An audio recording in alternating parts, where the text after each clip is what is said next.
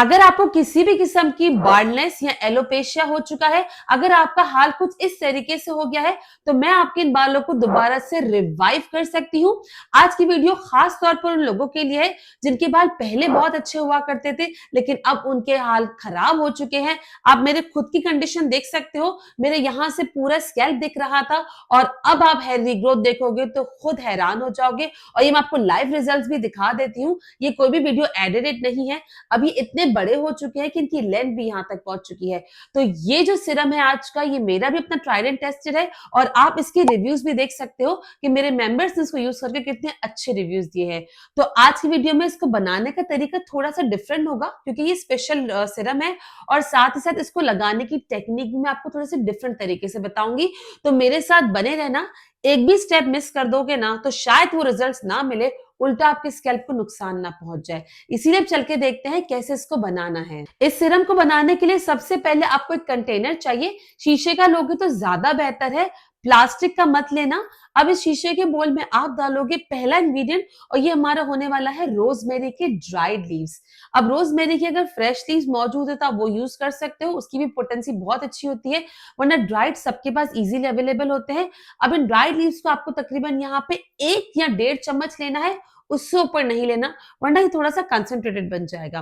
इन 1 से 1.5 चम्मच rosemary leaves में आप डालोगे नेक्स्ट इंग्रेडिएंट जो कि होगा हमारा फेनुग्रीक सीड यानी कि मेथी दाने। ये जो दो चीजों का कॉम्बिनेशन है ना, फेनुग्रीक और रोजमेरी, ये बहुत इंपॉर्टेंट कॉम्बिनेशन है। अब मेरे ही एक पेशेंट ने ये रोजमेरी और फेनुग्रीक का वाटर अप्लाई किया था और उनको बहुत अच्छे रिजल्ट्स मिले थे। अगर मुझे अलाउ करेंगी तो मैं यहाँ पे उनकी पिक्चर्स लगा दूंगी। ये जो रोजमेरी है ये साइंटिफिकली प्रूवन है, ये आपके बालों की रीग्रोथ करता है। And fenugreek is one of the ingredient जो कि हर पोरोसिटी वाले, हर हेयर टाइप वाले, हर स्कैल्प टाइप वाले यूज कर सकते हैं। इसीलिए हमने दो चीजों को चूज किया है। अब फेनुग्रीक है तो उसकी दोस्त तो साथ होगी, यानी कि कलौंजी। कलौंजी में कहा जाता है कि हर चीज का इलाज है सिवाय मौत के, तो क्यों ना अपने बालों के लिए भी इस्तेमाल करें। अब कितना रेशो डालना है ये जरूरी है। हमने 1 से 1.5 चम्मच रोजमेरी डाला था, हम यहाँ पे आधी चम्मच फेनुग्रीक यानी कि मेथी दाने का डालेंगे और आधी से भी कम चम्मच यहाँ पे हम कलौंजी की डालेंगे। ये रेशो का ख्याल आपको जरूर रखना है, तभी ये परफेक्ट सिरम बनेगा। इसमें अब आप डालोगे थोड़ा सा गर्म पानी। मेक श्योर कि कोई भी चीज अगर आप उबालते हो तो उसमें आप ठंडा पानी डाल सकते हो क्योंकि बाद में वो हीट अप होगा, लेकिन कोई भी चीज अगर आप इन्फ्यूज करते हो तो कोशिश कर उसमें गर्म पानी डाला करो। हम यहाँ पर अभी इसको चूल्हे पे नहीं पकाएंगे, हम इसे ऐसे इसमें इन्फ्यूज होने देंगे, इसीलिए हम यहाँ पे इसमें गर्म पानी डाल रहे हैं। गर्म पानी की कोई खास क्वांटिटी नहीं है, बस इतना डालना है कि जो तीनों चीजें हमने इसमें डाली है वो अच्छे से इसमें सबमर्ज हो जाए। अब इस गर्म पानी को डालकर आप इसको ढक के रख दोगे और कितनी देर रखना है ये बहुत इंपॉर्टेंट है।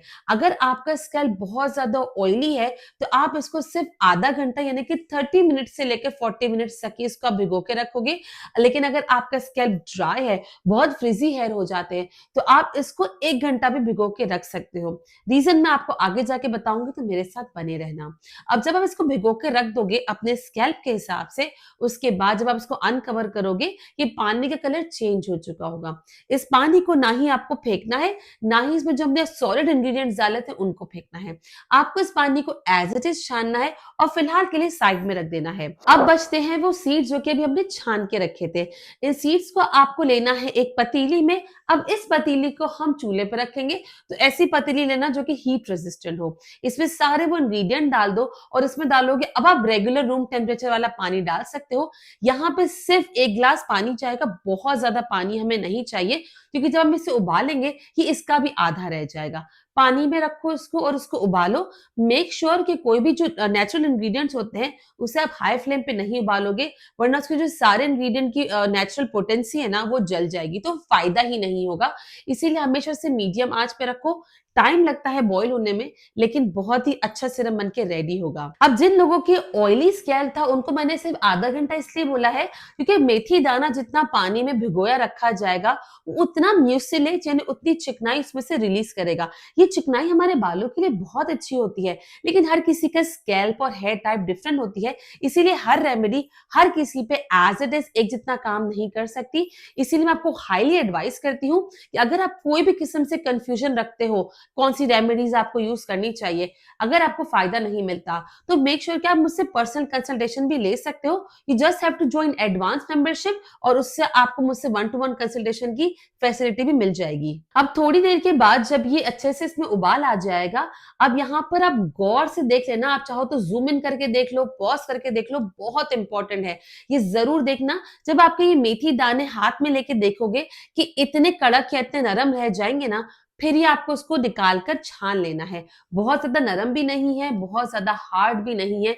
ऑलरेडी हमने पहले भिगोए हुए थे, तो जो इसकी आउटर शेल होती है वो अनकवर हो चुकी होती है और सारे न्यूट्रिएंट्स इसमें से रिलीज हो रहे होते हैं। इसीलिए इसको इसी लेवल पे आकर बंद कर देना है। जो लोग मुझे सुन रहे हैं स्क्रीन पे जरूर देख लेना, मैं आपको यहाँ पे जूम इन करके दिखा दूंगी। अब ये जब आप छान लोगे ना, तो अब ये बच जाएगा आपके पास पानी और थोड़े से सॉलिड इंग्रेडिएंट जो कि हमने अब सारे उबाल के रख लिए थे। अब आपको क्या करना है, अब आपको लेना है ग्राइंडर या चॉपर ले लो, बस हमें इसका पेस्ट बनाना होगा। ये जो ग्राइंडर में आप डालोगे वही जो हमने बचा के रखे थे मेथी दाने, रोजमेरी और कलौंजी, ये तीनों चीजें आपने उसमें डाली और अब इसको ग्राइंड करना होगा। लेकिन इसमें पानी कौन सा डालोगे, आप इसमें डालोगे वो वाला पानी जो हमने पहले छान के रखा था, वो डालो। इसको अच्छे से इसमें ग्राइंड कर लो, बहुत सा थिक पेस्ट बन जाएगा ये। अब आपको इसको थिक पेस्ट को जब छानोगे थोड़ी सी दिक्कत होगी, इसीलिए इसको पतला करने के लिए आप इसमें रेगुलर रूम टेम्परेचर पीने वाला पानी डाल सकते हो। वो पानी मत डालना जब भी हमने छान के रखा था। जितनी हल्की सी कंसिस्टेंसी बन जाए तो आप इसको उतना ही छानोगे, उतना ही लिमिटेड पानी डालोगे। जरूरत नहीं है तो मत डालना रेगुलर पानी, आप सिर्फ वही पानी डाल सकते हो जो हमने सबसे पहले छान के रखा था। अब जब आप ये पानी छान लोगे ना, ये गाढ़ा गाढ़ा सा बन चुका होगा। अब हमारे पास दो किस्म के पानी रेडी है, एक गाढ़ा पानी जब भी हमने ग्राइंड करके छाना है, और एक वो वाला पानी जो चूल्हे में उबाल कर हमने इसको छाना था। इन दो पानी को अभी हमको मिक्स करना है। इसको आप कैसे मिक्स करोगे, अब इसको मिक्स आप किसी भी बोल में नहीं करोगे, आपको इसको अपने सर पे मिक्स करना है। कैसे मिक्स करोगे, इसीलिए एप्लीकेशन थोड़ी सी डिफरेंट है, यूनिक है, लेकिन बहुत इंपॉर्टेंट है, स्पेशली उन लोगों के लिए जिनके बाल बहुत ज्यादा ड्राई रफ हो जाते हैं। कुछ भी ट्राई कर लो, असर नहीं होता। रीजन बीइंग कि आपका स्कैल्प उसको एब्जॉर्ब ही नहीं कर रहा। जैसे एब्जॉर्ब करने के लिए आप ये 2 स्टेप प्रोसेस करोगे। सबसे पहले स्टेप 1 में आप वो वाला पानी यूज करोगे जो हमने उबाल कर छाना हुआ था। मेक श्योर कि वो रूम टेम्परेचर पे आ जाए, गरम गरम यूज नहीं करना। उस स्प्रे को आपको अच्छे से अपने स्कैल्प पर, अपने बालों के लेंथ पे पहले स्प्रे करना है। स्प्रे करने के 5 से 10 मिनट के बाद आप वेट करोगे। हल्के हल्के से बाल जब डैम्प रह जाएंगे, फिर आपको यूज करना होगा वो सेकंड जो हमने बना के रखा था, वो आपका मेन सीरम है। पहले आपने टोनर अप्लाई किया, हल्के हल्के से बाल डैम्प यानी कि नमी रह गई उसमें, फिर आप यूज करोगे वो सीरम। ये जो सीरम है ना, ये आप सिर्फ स्कैल्प पे यूज करोगे, और स्कैल्प पे यूज करने के बाद आप चाहो तो सीरम की स्टिक से कर लो या कॉटन से कर लो, और उसे अच्छे से डैब डैब करना।